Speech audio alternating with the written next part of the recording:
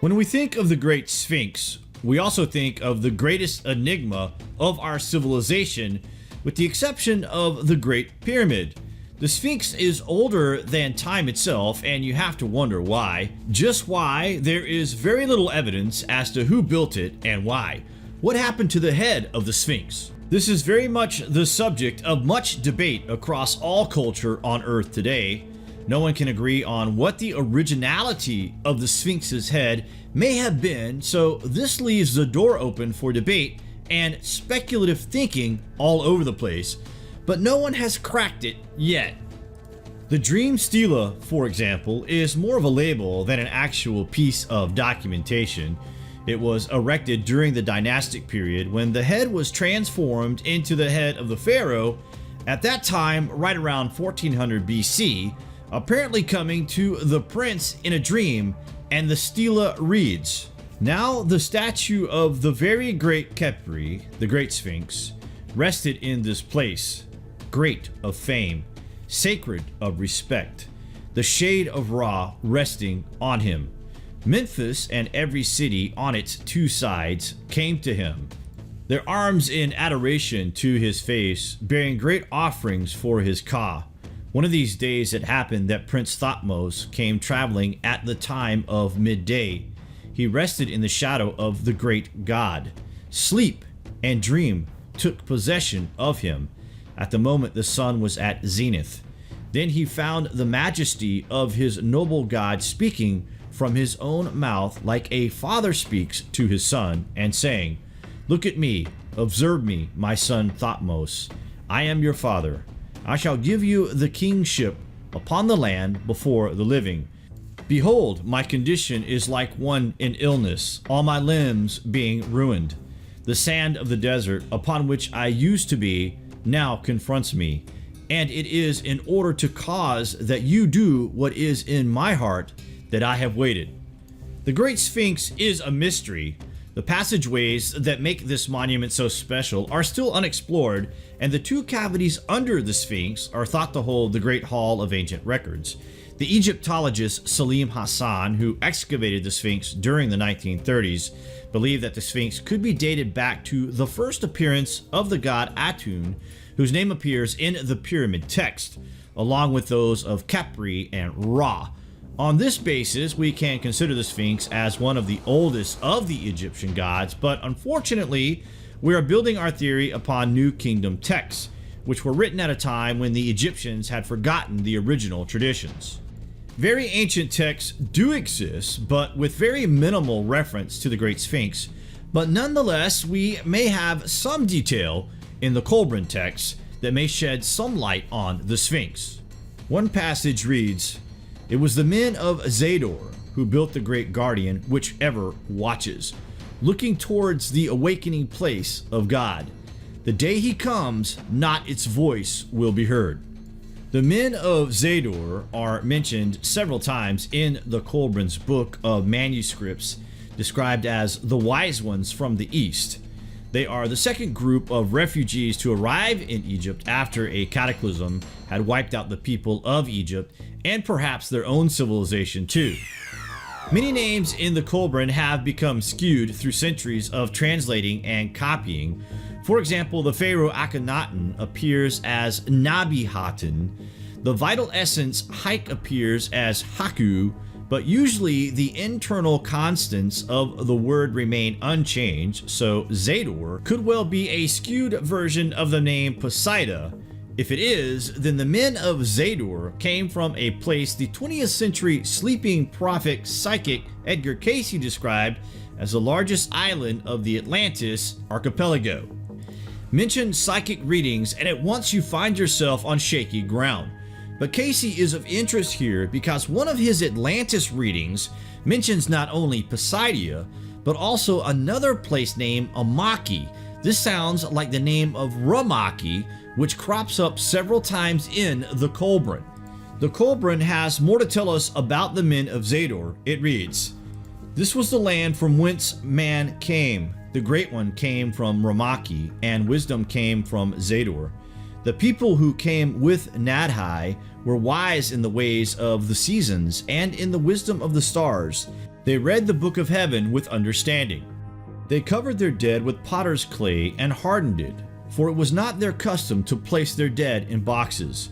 We dwell in a land of three peoples, but those who came from Ramaki and Zadar were fewer in numbers. It was the men of Zadar who built the great guardian which ever watches, looking towards the awakening place of God.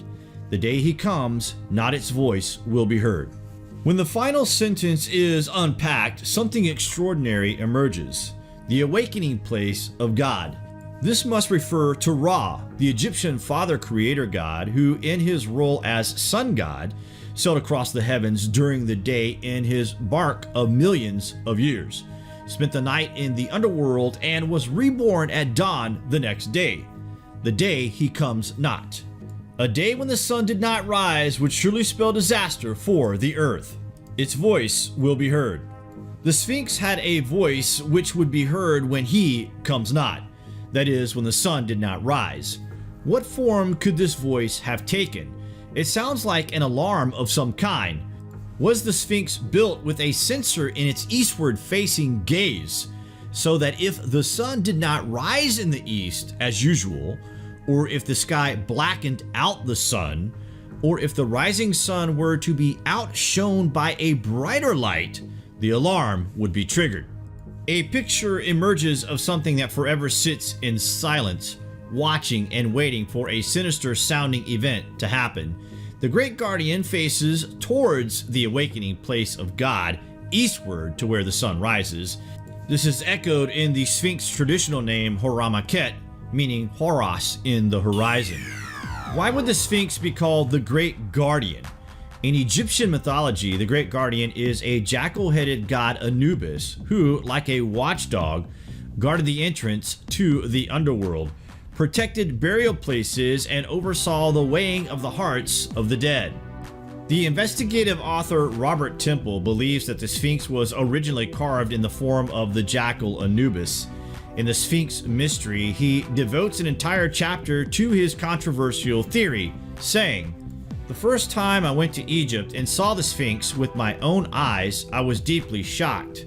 I had always been told that the Sphinx had the body of a lion with the head of a man, and I accepted that account as being true. This was one of those disillusioning moments in my life, like realizing there is no Santa Claus, when all your hopes and dreams are stripped away from you.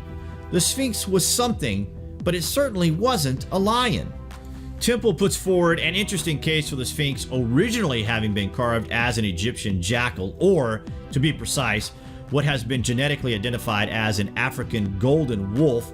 We will leave a link to that below in the description for you guys to go and check out for yourself. Temple points out that one of the Sphinx's many reconstructions involved filling in the once narrow dog-like body of the Sphinx to make it more massive and leonine. He also notes that the monument's thin, smooth lion tail is made entirely of bricks with no carved stone core at all, leading him to think that the tail may not be an original feature, but was added at a later period as part of a lionizing process. If there had been an original tail, he writes, what we have now is largely or wholly a replacement or tail transplant.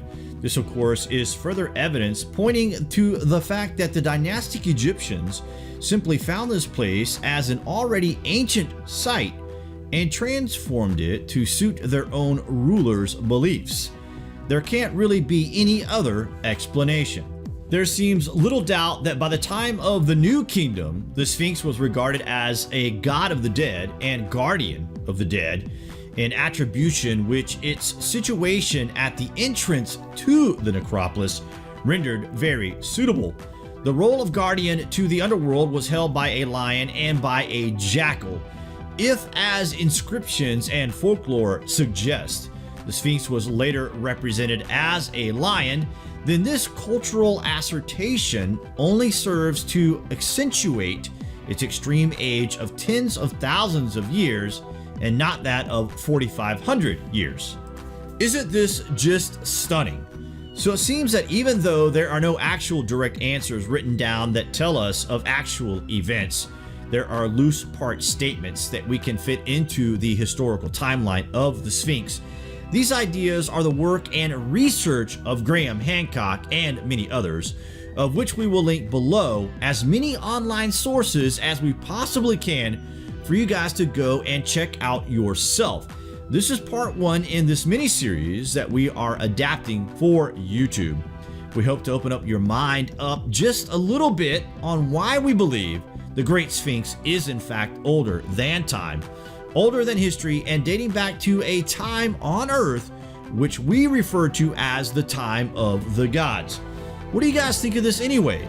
Comments below, and thank you for watching.